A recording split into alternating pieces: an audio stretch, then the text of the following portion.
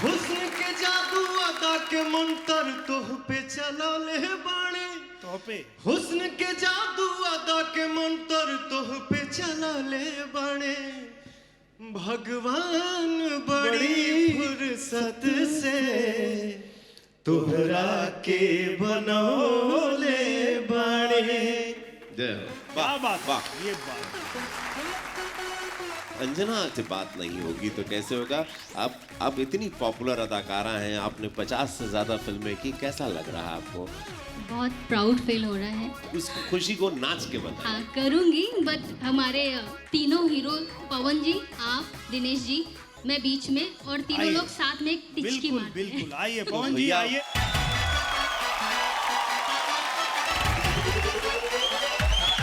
तू लगा बेलू जब लिपस्टिक हिले लाया डिस्ट्रिक्ट जिला टॉप लागेलू हो जिला टॉप लागेलू कमरिया कमरिया कमरिया करेला पालप लॉलीपॉप लागेलू